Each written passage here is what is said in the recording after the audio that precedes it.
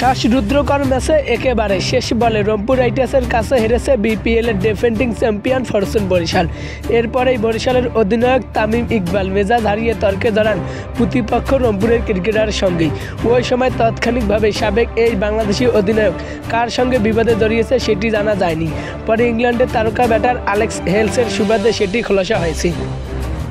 এবারের বিপিএলের রংপুরের হয়ে নিজের শেষ ম্যাচ খেলে ফেলেছেন এই হাডিটার ব্যাটার। দারুণ ফর্মে থাকা হেলস বিপিএল ছাড়ার আগ মুহূর্তে তিক্ত অভিজ্ঞতা নিয়ে ফিরছেন। তামিমের সঙ্গে তর্কে জড়ানোর বিষয়ে একটি বেসরকারি টিভির চ্যানেলের সামনে মন্তব্য করেছেন তিনি, যেখানে হেলস টাইগার ক্রিকেটারের পক্ষ থেকে ব্যক্তিগত আক্রমণের শিকার হওয়ার কথা উল্লেখ করে এটি লজ্জাজনক বলে জানান। অ্যালেক্স হেলস বলেন, আমার মনে হয় ম্যাচ হেরে তামিম হতাশায় আপসেট ছিল। সে আমার কাছে এসে বলে, আমায় কিছু বললে সেটি যেন সামনাসামনি বলো, অথচ আমি তাকে কিছু বলিনি। 2021 সালে আমি বিয়ের পানের জন্য ক্রিকেটে 21 দিন নিষিদ্ধ হয়েছিলাম। সেই প্রসঙ্গে নিয়েও তামিম কথা বলেছে, আমাকে ব্যক্তিগতভাবে আক্রমণ করা হয়েছে, যা খুবই লজ্জাজনক ব্যাপার। হাসান আলী, স্পোর্টস।